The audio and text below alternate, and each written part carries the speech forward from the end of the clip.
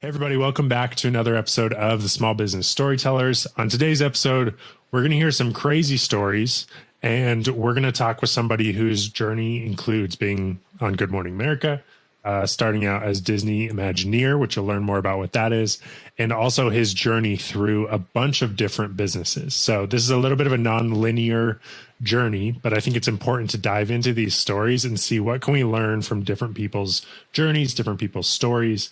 To do that, I have with me Brandon Kleinman from Los Angeles. Brandon, how are you doing today? Great. Excited to be on. Thanks for having me. Yeah, absolutely. So before we kind of go back into your story, give us an idea of what your life looks like now. Like, what projects are you working on this week? So now I have a company called Time Capsule, which if we have time, maybe we'll get into it. But essentially, it's about capturing and protecting your family legacy. You pick up somebody in your family, and over the course of either 6 or 12 months, they get one question about either their life story or a particular portion of their life. And at the end of that period, we turn it into this beautiful book. And there's this idea that there's all these stories that are super important to your family, and to be honest, also a part of you, that exist out there, and that people forget to capture it till it's too late. And I personally love storytelling. And so obviously there's an origin there from my own family, but it's called Time Capsule. And then I have another company I'm the CEO of, called the Birthday App, which app you put on your phone. It goes and gets everybody's birthday without you having to do anything, creates an instant birthday calendar, and you get to send off birthday gifts with one click, and you never forget a birthday again. Everybody feels special. It's awesome. Cool. I love that. Before this conversation, before we hit record, we were talking about just like the community aspect of, football games and events. And it's evident that all of the projects that you're working on are like revolving around like community and like people, connecting with people. And I think that's really, really important. And it seems like there's like that thread that seems to go through the projects you're working on. Yeah, I'm kind of a dork about evolutionary biology. And like I read lots of books on it, and just in general, I'm interested in it. And one of the things that I always tell friends is that like ideas based around like logic or why people do things tend to not work, whereas ideas based on emotion and connection tend to work better, just because there's stuff pre-programmed into us. Mm-hmm. And so when I work on something now in these years of my life, I always try to think about like, what we're pre-programmed to do, and like what people, not what they think they want, but what people act on. So, yeah. All right. So Brandon, your journey started at Disney as an Imagineer. Well, not necessarily started, but that was an earlier part of your journey, which I think is fascinating because I know what Imagineers are. I love Disney. I think there's so much about Disney that's inspired our culture. And, as a storyteller, I feel like they've just been this cultural voice that's really encouraged people to be more imaginative and, integrate storytelling more into their life. So for our audience that doesn't know what Imagineering is, tell us what an Imagineer is and how in the world did you stumble upon this job? Imagineering is amazing. If you're a creative person, it's the most motivating group ever, but essentially it's a skunkworks within Disney. Everything is super top secret, high in clearance. They invent anything you see in the theme park, creative rides, storytelling experience, all comes from Imagineering. They also sometimes create IP. And there's this incredible documentary on Disney Plus about Imagineering. And just as a side note, I build things, I'm creative, and I'm also pretty competitive. And I had this visceral reaction I've never, ever had since or before watching the first episode, because these people essentially are both creatives and like technical engineers. And nobody really knows this, but they invented almost all the things you see in theme parks and movie special effects. Like there is an origin story of just these dudes and like girls just hanging in a warehouse in Burbank in the 60s and 70s and literally just finding stuff on the ground and inventing all of this illusion technology. And, it made me emotional because as a competitive person, you just watch it happen and you're like, oh my God, are these people operating on a level that I could never be at? And it's this weird kind of feeling of reverence and beauty, but also like, do I need to be better? It's so awesome. Like I recommend it. Well, and you see in that show too, that it's not like when Walt Disney started building Disneyland, it's not that like all of the most creative, talented people from all over the world like flocked to him. It was much more of like him having problems that he wanted to solve and like believing like, okay, let's put some people in this warehouse and like, I believe that you'll figure it out. I believe you'll come up with solutions. So it's almost like he like trusted that there is this like imagination and creativity that just needs to be unlocked. And he was, I don't say it's anti-over education, but there's a great story where I believe she was just kind of like an assistant or just a general person who ended up becoming essentially the person who sewed and made all of the costumes of every single piece of the park. But it always seemed like Walt's thing was that you want to get people who are both creative and practical, where like they have an idea and they just go find a way to put it together and not like overthink about the theory behind it and all of that stuff. And any person who makes stuff or is motivated by people who make stuff, like the whole thing's good, but the first 2 or 3 episodes like melted my brain. And I was part of Imagineering. I knew some of the stories and it still got me. Yeah. Yeah. Amazing. So how'd you get the job? In college, I had a very large business enterprise that, well, not drug dealing, was, call it a little bit, on the short of the line of the law. But to make it short, I helped people drink alcohol before, the law thought that they were mature enough to do so. It did very well. And then I ended up stopping doing it, which is a story for off podcast. And I had this moment where I didn't have income for the first time in my life. And I've always been independent. And I was at a family dinner, and I was sitting next to a guy, and he told me that Disney interns made $35 an hour. And I was like, that's a lot of money. Let me get an internship. And he laughed, like truly laughed for like 7 seconds. He's like, it's all like Harvard kids and stuff like that. And I met you 4 minutes ago. Like, why would I give you the internship? And so I just politely asked him for his email. And every day for the next 17 days at 5:30 in the morning, I'd hop on and write him a super funny email. What's in the news? I won't say his name.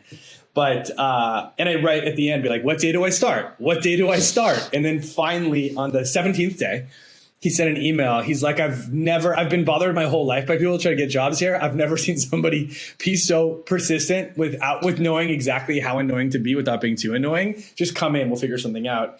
And so he gives me a internship. And I was immature at the time, I'd say, but it's hard there. Every 6 months they flip the internships, and you either get a job or your internship is over. And it was very clear that I wasn't going to be offered a job at the end of 6 months for almost all of my own doing. And so this was about the time that Facebook was on maybe 10 campuses, to kind of date myself, I guess. Mm-hmm. And I knew that I had to kind of get the attention of people. And I did. I was always pretty deep in tech. And they were investing a substantial amount of money into the parks and resorts. And I went and found Bob Iger, a guy named Marty Sklar, another person who's the head of the studio, about 7 of the C-level executives' emails. And I wrote them an email that said, hey, my name is Brandon. I'm in Parks and Resorts Online. There's something coming down the pike that if you don't react to, it could cost the company up to $1 billion. I'll tell you about it over coffee. This is like 2 weeks before the internship was over. And just to be clear, you weren't with. No, I was. That was the department I was in at the time. Oh, okay. But I also only had a loose plan. And essentially, I got an email back, 7 days before my internship was over. And it literally just said, I'm not exaggerating, it said, meet me on main campus. I want to meet the person with the balls to send this email. That was the whole thing. I had no idea who the person was. It wasn't on the email list. And so I went over there and, we kind of had a good time. But then I explained that like you guys are investing in a technology that's going to be dead, and how people share photos and how kind of all this stuff is going to go from there. You need to be more flexible in the way you think about building your technology, because it takes you guys 2 years to build this stuff. And by the time it's done, it's going to be worthless. And, he did what you'd expect. He was like, I don't even understand the words you're using, but write something up and we'll spread it around. And so I wrote a white paper for Disney, which essentially integrated social media before they use anything, and explained like what they should do. And then 2 days before my internship was over, I got an email from some super high up that I'd never met before that said something like meet over at there's a building called the Mustard Building up on the 405 behind the park. You'll see it. It's like a mustard green and yellow. So I met there and somebody said, your white paper went around and nobody really knows what to make of it. But enough people think that you might know something that we want to offer you a job. We don't even know where to put you. And before he even finished the sentence, I was like, I want to be an Imagineer. And then he kind of groaned for a second. And it was Marty Sculler, by the way, who is in the documentary, who's now since passed. But they made me an Imagineer. And for about a year and a half, I went around kind of giving social media kind of integrating it, I guess, into the different properties. But that's how I ended up an Imagineer. Yeah. How did you know that stuff? Like, it sounds like you were kind of, I'm curious to like what social media was still early. So what year was this? Like, honestly, yeah, exactly. 2007-ish? 2007. Okay. So, yeah, I mean, so MySpace it was still a big deal. Literally beginning of Facebook is end just, of MySpace kind of era. Yeah. So how did you learn the skills to where you felt like you could consult a company like Disney? Well, I don't know that. Media? I mean, I think you're giving me too much credit. I think it might have been a Hail Mary in a fit of desperation. But I've always been interested in tech. I've always been pretty kind of forward with that stuff. And even though I was being kind of a cocky, over my head guy, I did actually believe the stuff that I wrote. I believed, one of the things that I'd already seen happening was that it's almost impossible to remember this but before social media, there was no transparency. When something bad would happen in like the theme park, they'd be able to cover it up and it would never get out because the news agencies were the ones to report it. When someone had a bad experience, it would die within their social circle. And so even in the MySpace days, you start to see people's stories get elevated, which otherwise would have been suppressed. And so there was this, Disney is really controlling about how they do narrative stuff. And there was this historical legacy of being able to control the narrative. And as we know now that we're in kind of the era of social media, like any company that tries to quash like a narrative that their customer base or their client base is talking about just looks stupid because it's all out there. And so I did have a pretty strong idea that like people were going to be able to share stuff and that Disney and just all the businesses in general were, as a kind of, you actually alluded to the beginning, like I'm pretty obsessed with storytelling and, who is the narrator, who actually gets to control the facts? How does the audience participate? And with social media, it was very clear that stories were instantly going to become collaborative and not in like the fun marketing way, more in the like my word is actually more trustworthy than your word because I don't have a dog in the fight in whether or not this was good, where you do because you're running a business. And so it was more just, right. I understood kind of, if everybody's given a platform, what their human nature would look like and how the company would have to respond to it. Right. So, after your time as an Imagineer, how many businesses, I guess, in your life have you started? A million. If you're asking me how many businesses people have heard of, that actually worked out, it's probably closer to 4. But, that 4 was of a crop of probably 60. Okay. So let's stick with 4. So you've started 4. What were some things that you like carried with you from your days at Disney that you feel like have influenced your business work and the work you've done in those businesses since then, that you're looking back and you're like, man, either I learned this at Disney or I saw this, or I just learned it through osmosis, through being around like the Disney culture? Like what stands out? Yeah, there's this thing I want to give a story about. So Laurel and Wolf was my first business that kind of rocket shipped. It's a crazy story, but I think we have a short time here, so I won't go too deep into it. But at Disney, they're really good at hijacking or telling you how to feel. And I don't mean that in a negative way. I mean that in a really positive way. Like, Frontierland, Tomorrowland, all of these things at the park. They basically went there and they would set your expectations, or they would kind of set what they wanted you to feel, and they'd work from there versus asking you. And the most successful thing, we launched Laurel and Wolf, which just to clarify, is an interior design marketplace. You signed on. It's now a big space, but we were the first person to kind of invent it. But you sign on, and then you take a picture of your space, and multiple people designers will compete to design your space under a budget, right? And the thing that really launched our company into the stratosphere is when people started, we did the style quiz, where we would show you a bunch of different interiors. And at the time, I mean, it seems like nothing now, but it was like revolutionary at the time. And then you would pick, I like it, I don't like it, I like it. And then at the end, we'd say, give us your email. We're going to tabulate your style. And so it did a couple of things. One, it gave people's email to us, which, great. But more, it set us up as experts, and it also moved them into a place where they kind of learned something about themselves and wanted to pursue it further.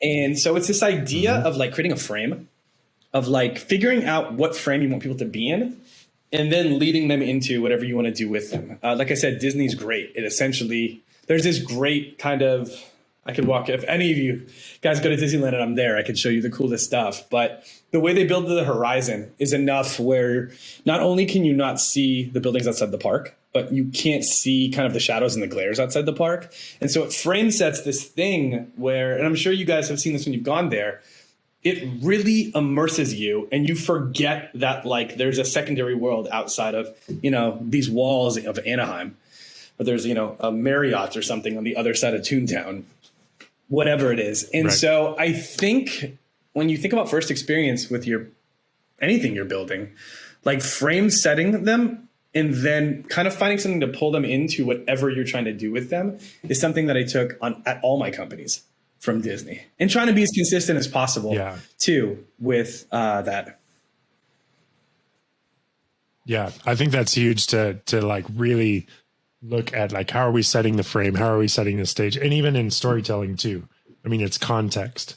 It's the importance of all of the intangibles that people don't know are impacting how they actually show up to interpret this story, that it applies to business as well. Like in, marketing and sales, we call it pre-framing in a lot of marketing contexts, where you're looking at what information is influencing how somebody's going to perceive your offer before they even get to your we're all offer. playing, to kind of extend it, we're all really playing characters in other people's eyes.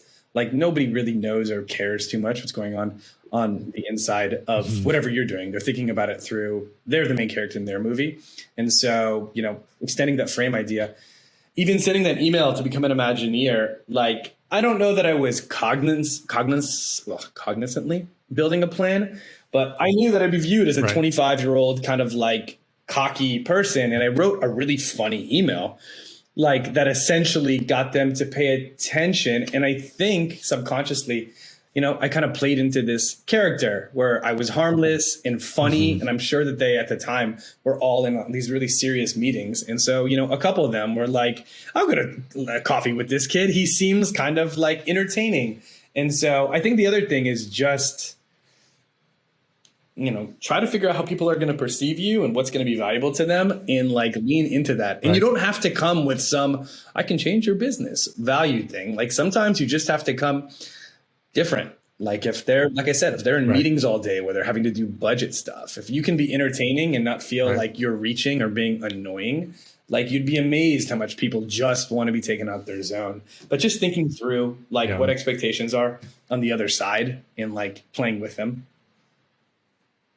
Yeah, I think that's huge. I want to ask about ideas, because it sounds like if you've had between 4 and 1 million businesses that you've started, there's ideas that are running through your mind often. And I think as a business owner, we're constantly navigating ideas. I think for me and my story, how I've chosen to handle what ideas to pursue and what ideas I've chosen to say, that's for later, or what ideas I've killed, like that is a huge piece to do with our success. So how do you navigate that tension of like, man, there's always ideas, some people will say like shiny object syndrome.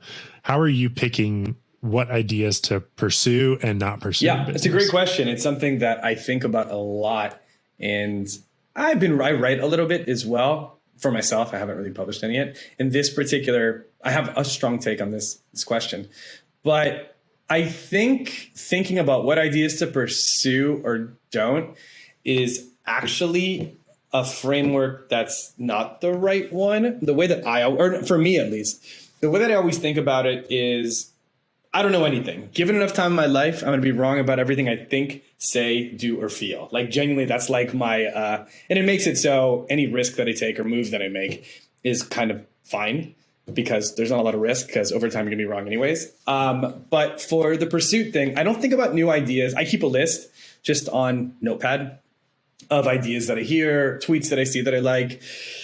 And what I do is if it's interesting to me, some friends like will wait or whatever, but I won't. Like I will not necessarily pursue an idea, but I'll pursue the knowledge around an idea. So if there was like something that I heard about that I was like, oh, that could be interesting if I do it like that. I might spend 20 minutes on LinkedIn or texting friends. I might find somebody who's an expert in it. I might ask for an introduction and I might just ask them 10 questions. And what it does is I believe in generalism in general, because I think that most brilliant ideas are not about being an expert at something.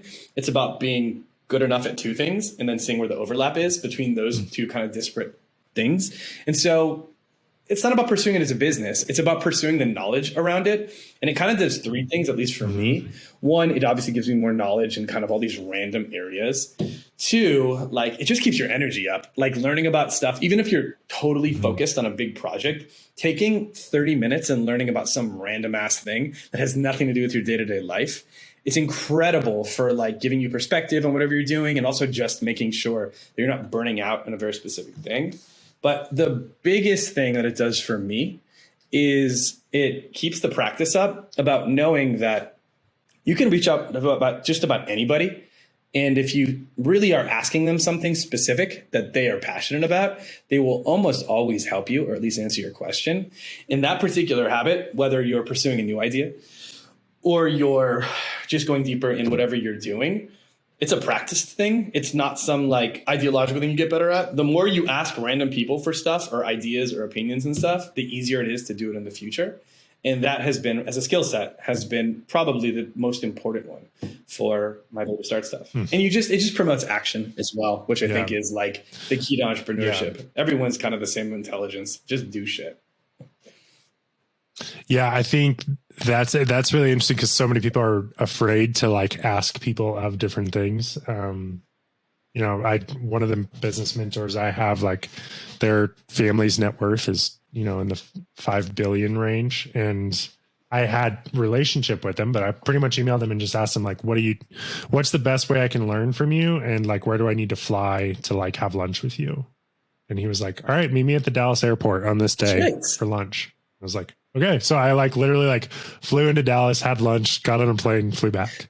And it was great. I still have the napkin that those ideas were like that he wrote on and scribbled on and then gave to me. But that's it. And like you get inspired. And that made it easier. This to do guy valued you as an audience like that. Like it also does this weird thing to your insides where like we all at some point, even psychopaths have a little bit of imposter syndrome. Like it's impossible to avoid it, but just being in the room more frequently, more often, even if it ends up being that it didn't go the way you wanted it to, it just action spurs action. And I forgot who said it. There was like a quote that I read that an entrepreneur is not really somebody who has, more general courage or more intelligence or like better strategy mind. The good ones just basically see everything as a tiny baby step. And like, if you take 1,000 baby steps, you walk half a mile or whatever it is, or 2,200 baby steps, you walk a mile. And like, that's really the only secret of this stuff. If you keep moving and doing this, like you'll eventually win. Like that's just how this stuff goes. Yeah.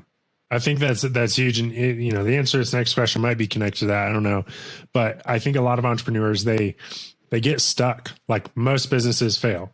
Most do not grow. I'm curious, after building multiple businesses, and it sounds like after like starting and like killing some too, what are some of the ways that you see people get stuck in business? Yeah. Or things that keep them stuck. I mean, do we have an hour? This is like, if I really was going to pick one, like the one thing that I suffer from, even after all these businesses, is like, it's so fucking easy to plan. like to plan and to use the patterns that you see and to like really make yourself feel like you're being thoughtful. And it's so counterintuitive, but that's mostly terrible because you're planning for a reality that doesn't really exist. And so I'm not saying just jump into everything kamikaze, but it's much better to have an idea of where you want to go than directions to the place. And so it's planning and all of that stuff, like really keeping that to lower than, I guess just a bias to action in general is the biggest thing. And as soon as you find yourself not launching a product, there's a Paul Graham quote that I always love, which is like, if you're not embarrassed every time you launch your product, then you waited too long to launch your product.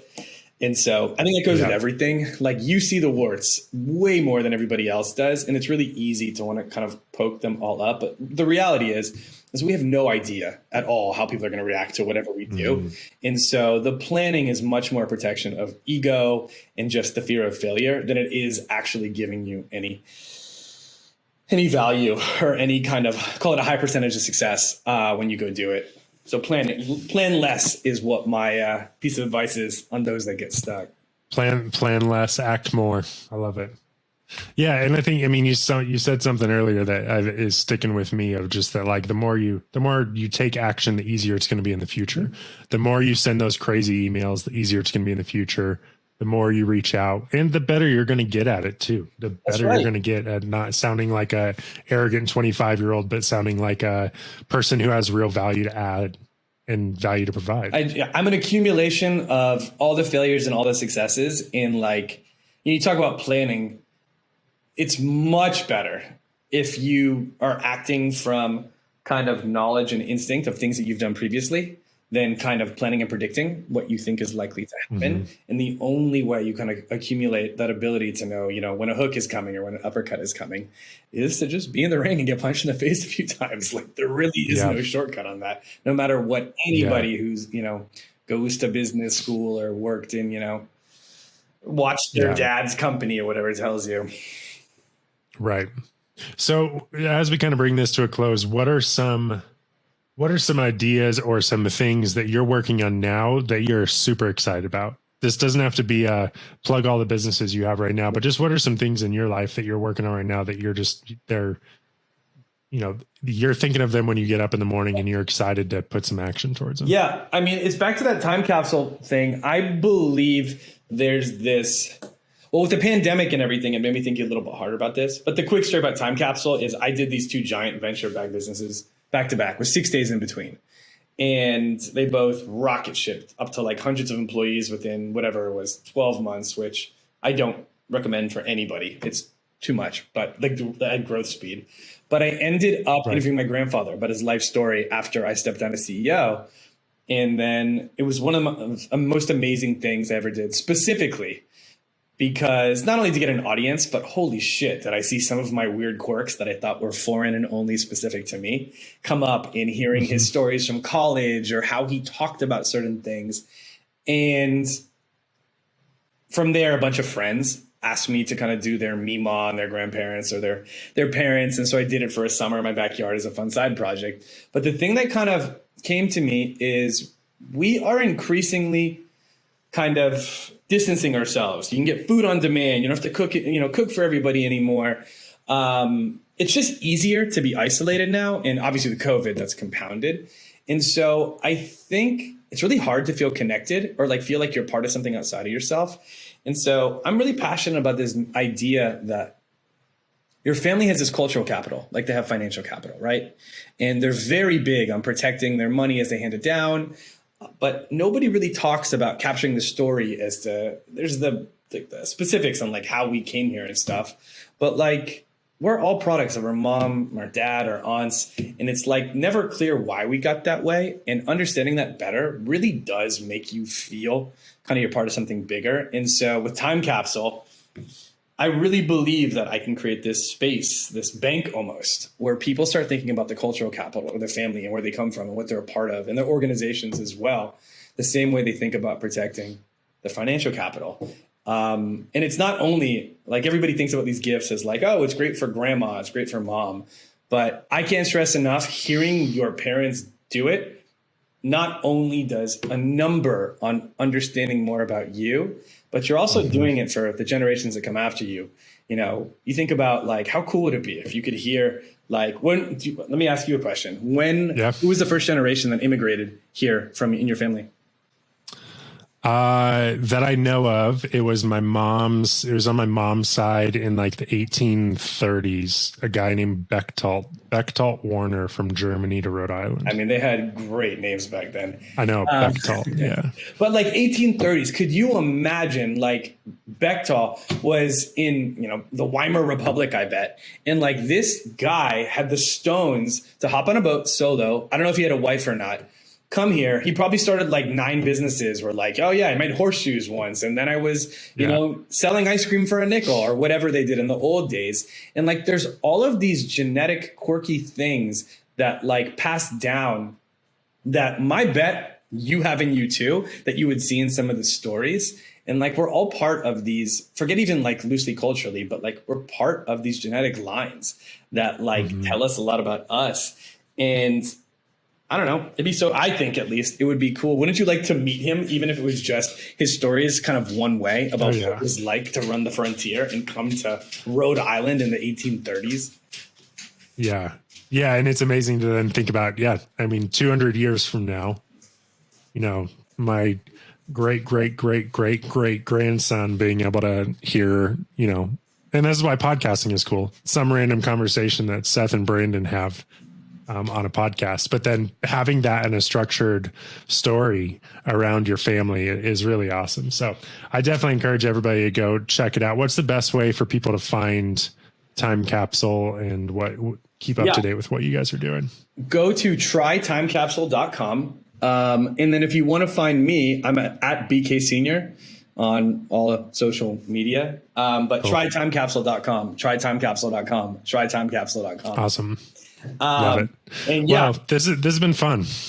Super fun. Wish we had more time. Yeah, fun to hear yours. I know we might have to do a part 2 to dive more into some of your stories, because I get the impression that there's some wild ones, and we might also just have to get some drinks in Los Angeles to hear some of the off the podcast ones. I love both. A lot of my friends joke that they come to me for advice because if something has happened to them, they can assume that Brandon had it happen to him and done it both the right way and the wrong way at some point historically, and I'll have some type of insight. So you're right.